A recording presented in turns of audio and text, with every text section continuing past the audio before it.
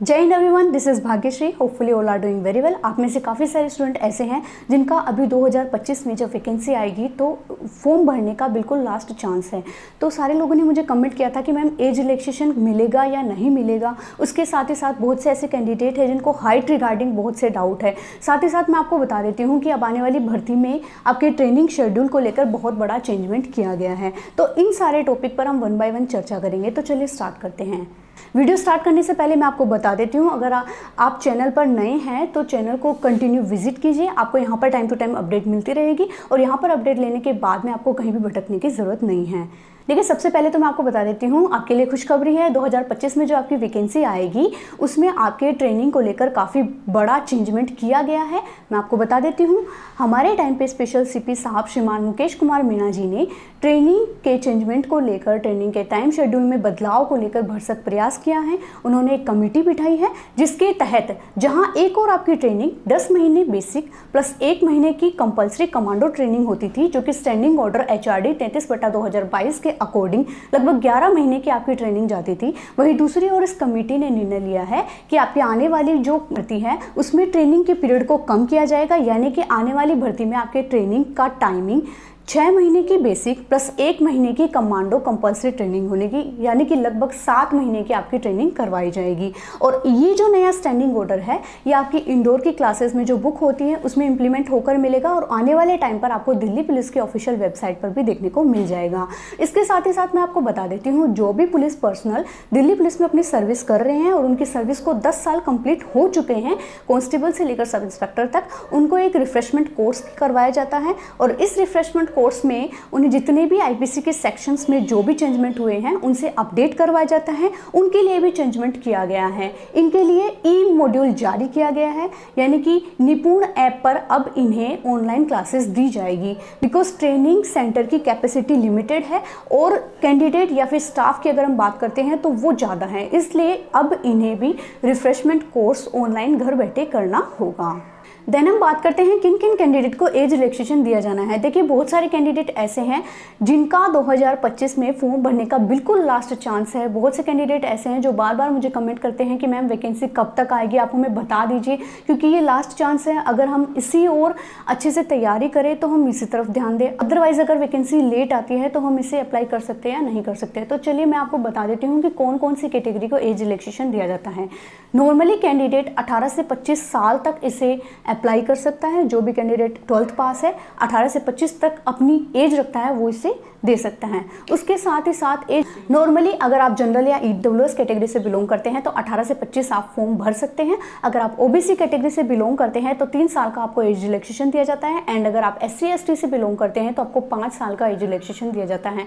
और ये age relaxation आपको तभी दिया जाएगा जब आपके पास में सेंट्रल लेवल का कास्ट सर्टिफिकेट हो, जो कि क्रूशियल डेट से पहले का हो। आपका कास्ट सर्टिफिकेट बहुत ज़्यादा पुराना नहीं होना चाहिए। अगर आपका पुराना हो चुका है तो आप उससे अभी रिन्यू करवा लीजिए। देन हम बात करते हैं और कौन सी कैटेगरी है जिन्हें एज रिलैक्सेशन दिया जाता है। सबसे पहले तो जो स्पोर्ट्स पर्सन है, मिनिमम आपका यहाँ पर स्टेट लेवल का स्पोर्ट पर्सन होना चाहिए, जिनको 5 साल का एज रिलैक्सेशन दिया जाता है। उसके अलावा विडो या डाइवोर्स वुमन है, उन्हें 5 साल का एज रिलैक्सेशन दिया जाता है। देन हम बात करते हैं ex serviceman of Delhi police, जो दिल्ली पुलिस डिपार्टमेंट के एक्स सर्विसमैन रह चुके हैं, उन्हें एज रिलैक्सेशन दिया जाता है। और दिल्ली पुलिस के MTS स्टाफ को एज रिलैक्सेशन दिया जाता है। Ex serviceman of force department को एज रिलैक्सेशन दिया जाता है। इन सभी कैंडिडेट को एज रिलैक्सेशन यहाँ पर दिया जाता है। उसके बाद में डाउट था कि मैम हाइट रिलैक्सेशन किस किस कैंडिडेट को दिया जाता है। बहुत से कैंडिडेट ऐसे हैं जिनकी हाइट कम है और वो केवल और केवल पुलिस की भर्ती के लिए यहाँ पर तैयारी करते हैं और अपना सपना भी पूरा करना चाहते हैं दिल्ली पुलिस के लिए। अब मैं बात करती हूँ हाइट रिलैक्सेशन किस किस को दिया जाता है। नॉर्मल अगर आप कैंडिडेट हैं मेल कैटेगरी के तो आपको 170 सेंटीमीटर हाइट होनी चाहिए, और अगर आप फीमेल कैटेगरी हैं तो 157 सेंटीमीटर आपकी हाइट होनी चाहिए। इसमें 2 सेंटीमीटर का हाइट रिलैक्सेशन दिया जाता है केवल ST कैटेगरी के कैंडिडेट को। उस हिल एरिया से बिलोंग करने वाले कैंडिडेट को हाइट में छूट दी जाती है, और ये छूट आपको तभी दी जाएगी जब आपके पास में हिल एरिया का प्रमाणित सर्टिफिकेट हो, यानी कि जब आपका फिजिकल के बाद में जब हाइट मेजरमेंट किया जाता है तो उसके पास उस टाइम पर आपके पास में ओरिजिनल हिल एरिया का सर्टिफिकेट होना चाहिए। देन हम बात करते हैं दूसरा हाइट रिलैक्सेशन दिया जाता है MTS स्टाफ को। अगर आप दिल्ली पुलिस के MTS स्टाफ है, ऑलरेडी आपके पास में उस चीज़ का सर्टिफिकेट है कि आपने यहाँ पर सर्विस की है एंड एज ए MTS, तो आपको यहाँ पर हाइट में रिलैक्सेशन दिया जाएगा।